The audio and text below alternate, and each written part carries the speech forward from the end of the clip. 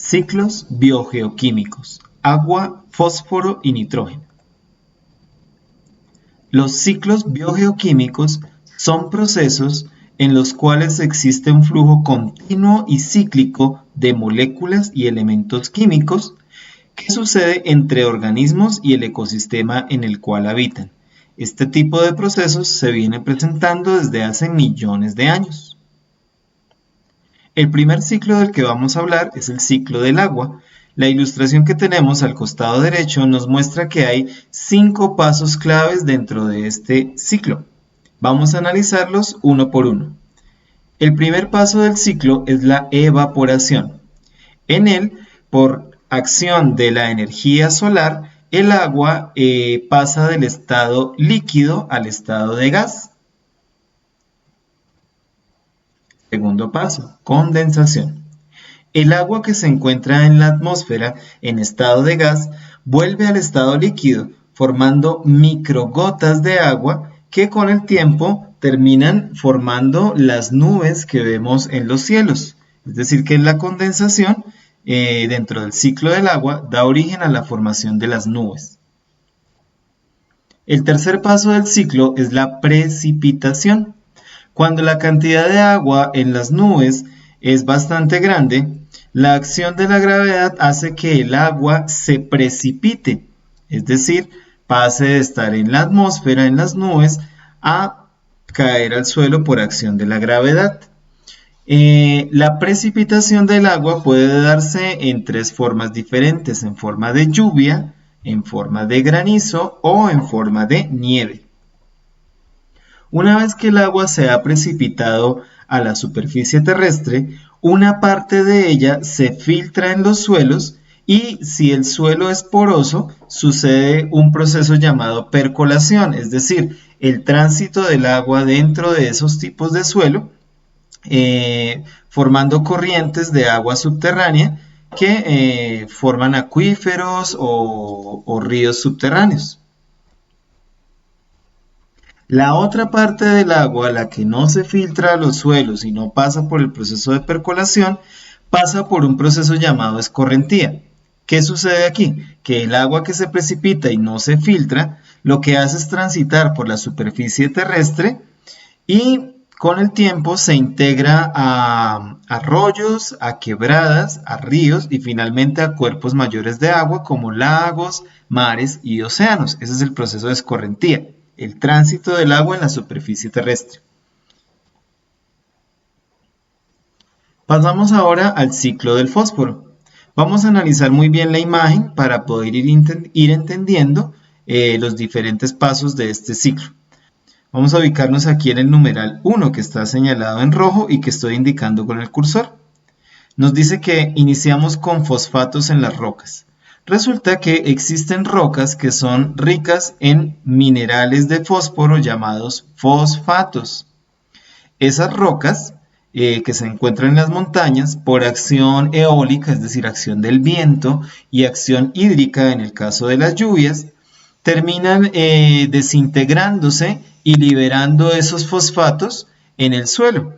Además, el agua la transporta a través del proceso de escorrentía a los cuerpos de agua mayores.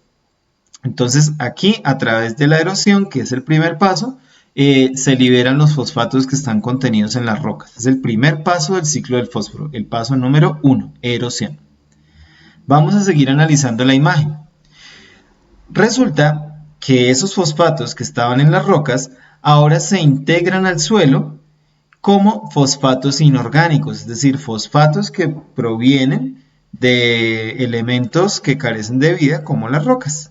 Entonces esos fosfatos ahora se encuentran presentes en el suelo. ¿Qué sucede con ellos? Sigamos aquí el cursor, pasamos al paso 2. Esos fosfatos inorgánicos que están en el suelo son asimilados por plantas.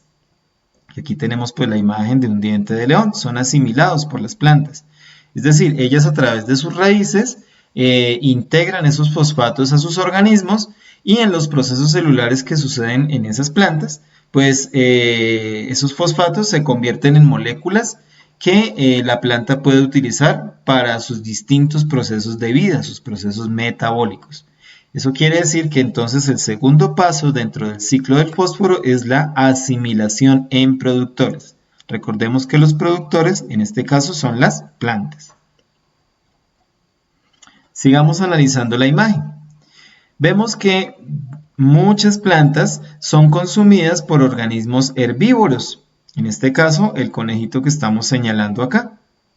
En este caso, entonces, estamos viendo el tercer paso, que es el ingreso del fósforo a las cadenas y redes tróficas. Es decir, cuando este conejo se alimenta de la planta que ya tiene el fósforo, formando moléculas que el animal puede aprovechar en su organismo, entonces el fósforo se integra a esas cadenas alimenticias. Ya que sabemos que, por ejemplo, el caso del conejo, el conejo pues tiene una serie de depredadores que lo pueden consumir y pues el fósforo seguirá integrándose a otros organismos. Vamos a analizar el paso número 4. Resulta que cuando esas plantas y esos animales que han integrado a sus organismos el fósforo terminan su ciclo de vida, es decir, mueren, sus restos se integran al suelo en forma de detritos.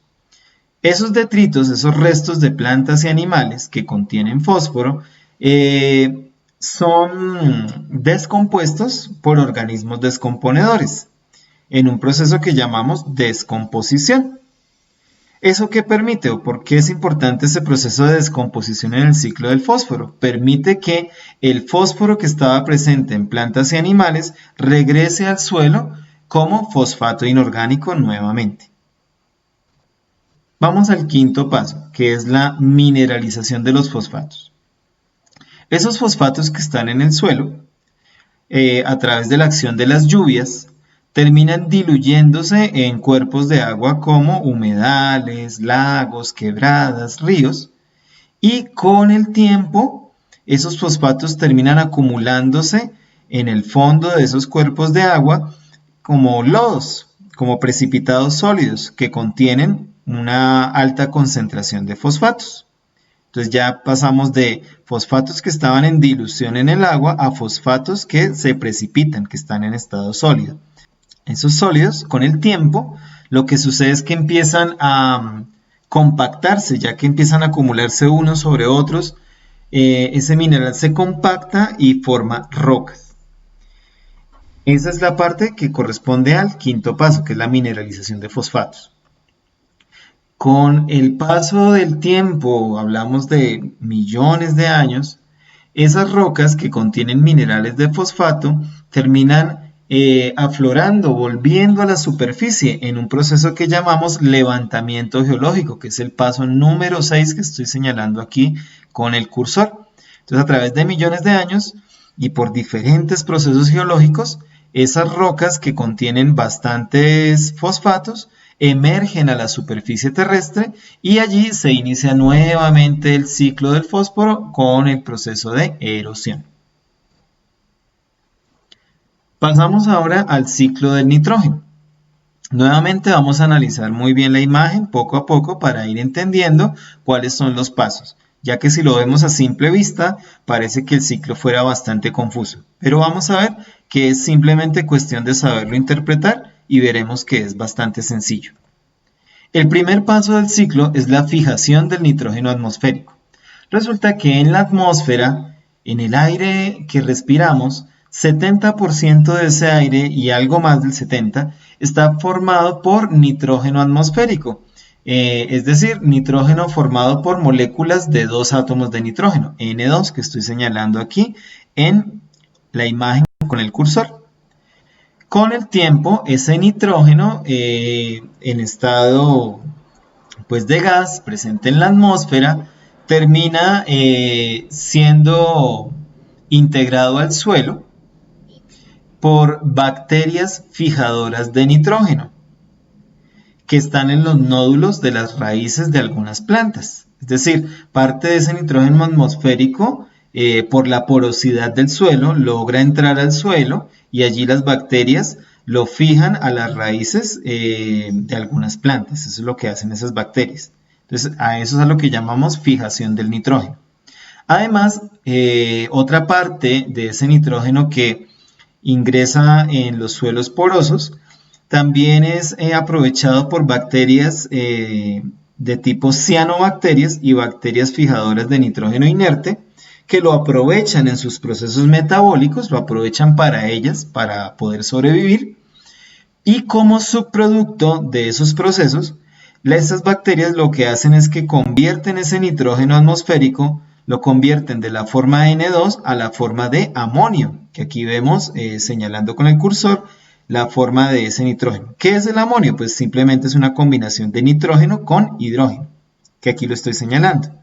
Es decir, que las bacterias han combinado el nitrógeno con hidrógeno para formar amonio. Hasta aquí el proceso de fijación, que es la primera parte del ciclo del nitrógeno.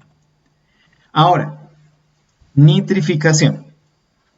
Resulta que parte de ese amonio que formaron las bacterias fijadoras de nitrógeno lo aprovechan directamente las plantas, lo integran directamente a sus procesos metabólicos y a sus organismos. Pero asimismo, parte de ese amonio lo aprovechan unas bacterias que se llaman bacterias nitrificantes, que están presentes en el suelo. Cuando ellas lo aprovechan, cuando ellas se alimentan de ese amonio, ellas generan un subproducto que son los nitratos. Y fíjense que en los nitratos, que es otro compuesto a base de nitrógeno, también hay nitrógeno presente, pero en este caso nitrógeno combinado con oxígeno, como lo estoy indicando aquí con el cursor. Entonces, esas bacterias nitrificantes se alimentan del amonio, generan como subproducto nitratos y esos nitratos también los aprovechan las plantas y los asimilan, los integran a su organismo. Eso nos lleva entonces al tercer paso, que es asimilación en productores. Entonces recordémoslo, que las plantas son capaces de asimilar el nitrógeno en forma de nitratos y en forma de amonio. Lo pueden asimilar e integrar a sus procesos metabólicos y a sus organismos. En eso consiste básicamente el proceso de asimilación. El cuarto paso es el ingreso a las cadenas y redes tróficas. Así como lo explicábamos en el ciclo del fósforo, el ciclo anterior que estábamos explicando, pues cuando esas plantas que ya contienen nitrógeno integrado a sus organismos son consumidas por animales herbívoros, ya el nitrógeno empieza a ingresar a las cadenas y redes tróficas. O sea, este conejo que tenemos aquí se alimenta. Al alimentarse de esas plantas, pues está integrando nitrógeno a su organismo para sus procesos metabólicos y asimismo cuando este animal es consumido por depredadores, esos depredadores a su vez están integrando nitrógeno en sus organismos. Entonces, en eso consiste el cuarto paso. Vamos a considerar ahora el quinto paso. Resulta que los restos de esas plantas y los restos de esos animales cuando mueren contienen nitrógeno. Pero asimismo, sin necesidad de que el animalito muera, en desechos como su orina o su excremento, también hay presente nitrógeno. Entonces, tanto los restos como los desechos de esos organismos pasan a convertirse en detritos. Esos detritos, esos restos y esos desechos de los organismos son aprovechados por bacterias y hongos que constituyen organismos descomponedores. ¿Y qué hacen acá en este quinto paso que llamamos amonificación? Convierten esos restos y esos desechos de los organismos en amonio nuevamente. Es decir, es como si en la amonificación habláramos del reciclaje del nitrógeno que aprovecharon las plantas y los animales. En la amonificación podemos hablar de que es un proceso de reciclaje básicamente del nitrógeno para convertirlo en amonio. Amonio que, recordémoslo, las plantas ya lo pueden asimilar nuevamente o lo pueden aprovechar también bacterias nitrificantes. El sexto paso es la desnitrificación. Resulta que con toda esta serie de procesos, en ocasiones se puede presentar un exceso de nitrógeno en los suelos, en forma de nitratos o en forma de amonio. Y los excesos pues tienden a ser malos.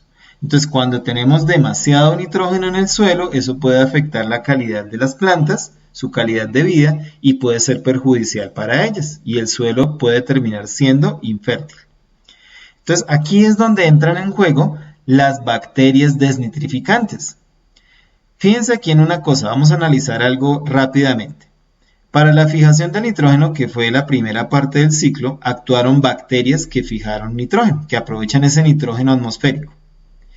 Esas bacterias generan como subproducto amonio. Ese amonio es aprovechado por otras bacterias que se llaman bacterias nitrificantes, se alimentan de él. Y como subproducto de esas bacterias nitrificantes generan compuestos llamados nitratos. Esos nitratos a su vez, y aquí es donde vamos a explicar el sexto paso, esos nitratos a su vez son aprovechados por otro tipo de bacterias que se alimentan de los nitratos. Y al alimentarse de esos nitratos, liberan como subproducto de ese proceso alimenticio nitrógeno en forma de N2, nitrógeno que escapa nuevamente a la atmósfera. Es decir, que en el sexto paso de desnitrificación estamos aprovechando esos excesos de nitrógeno en forma de nitrato para pues controlar los niveles de nitrógeno en el suelo y de paso retornar parte de ese nitrógeno que estaba en exceso a la atmósfera.